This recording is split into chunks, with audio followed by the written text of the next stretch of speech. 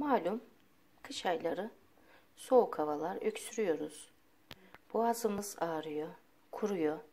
Eğer böyle bir şikayetimiz varsa size benim yapıp da faydasını gördüğüm bir karışımı hazırlayacağım. Bir yemek kaşığı tereyağımız var.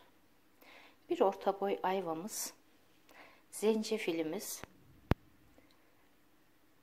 ve pekmezimiz, bir çay bardağından biraz eksik. Ocağımıza tereyağımızı koyuyoruz arkadaşlar. Ayvalarımızı ekliyoruz. Güzelce bunların kavrulması gerekiyor. Yani ayvalar hafif ölecek.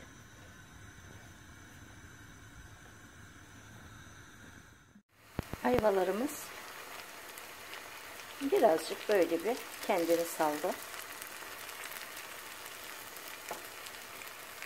Bir kaşık tatlı kaşığı toz zencefil katıyoruz. Ama isterseniz taze zencefilde bir ceviz kadar incecik doğrayabilirsiniz. Ve üzerine pekmezimizi koyuyoruz.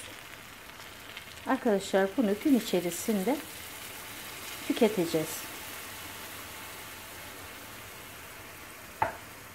Zaten tükettiğimiz zaman özellikle sabahları ve akşam yatarken tüketelim. Gün içerisinde bitirmemiz gerekiyor. Kendimizden anlarız. Boğazımızın iyileştiğini, öksürüğümüzün yumuşadığını.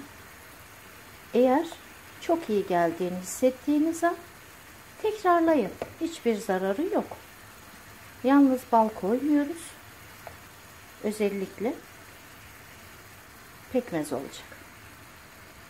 Arkadaşlar umarım yardımcı olurum. Kanalıma abone olmaya bekliyorum sizleri. Eğer videolarımı beğeniyorsanız abone olmanızı isterim. Teşekkür ediyorum izlediğiniz için. Ayfer Cömert Yemek Tarifleri. Ocağımızı kapattık. Ayvalarımız ve pekmezimizle ayvamız birazcık da onunla pişirdik. Onu sonra bir boşaltalım şöyle bir kavanozumuza. Gün içerisinde bunu tüketelim. Bu kadar.